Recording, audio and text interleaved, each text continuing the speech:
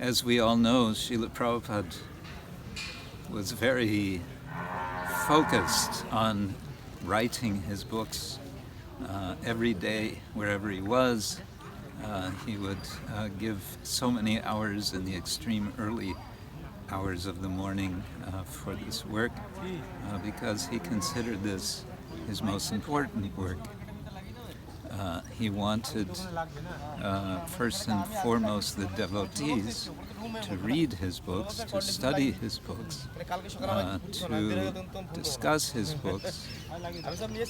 And he sometimes would say we should discuss them threadbare.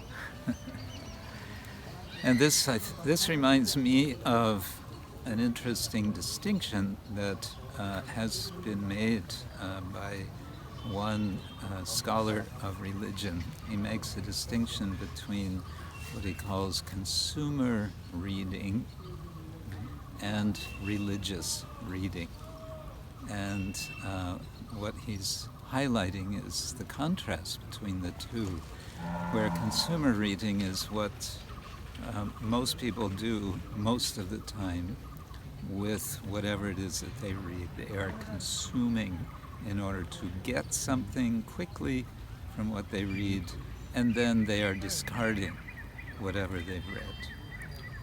Our literature, the Vedic literature, all of the works that Srila Prabhupada has given us, are not meant for that kind of reading.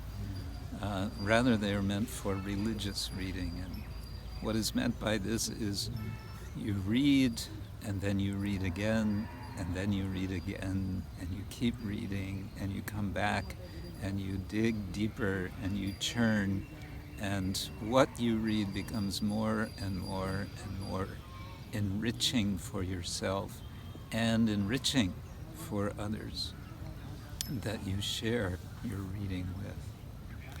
Finally, I would just like to mention what I find helpful in my reading is to be thinking as I read, how can I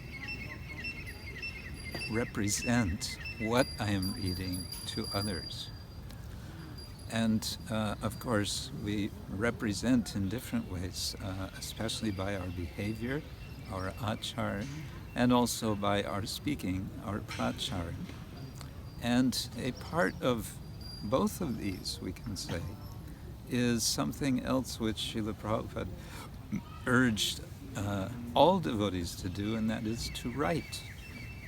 So if you think about, as you are reading, how would I write something based on what I'm reading and based on my own understanding, my own experience from my own life, such that people will be interested to catch something from this wonderful vision which is provided us through this world, this world of Krishna consciousness, this universe of Krishna consciousness.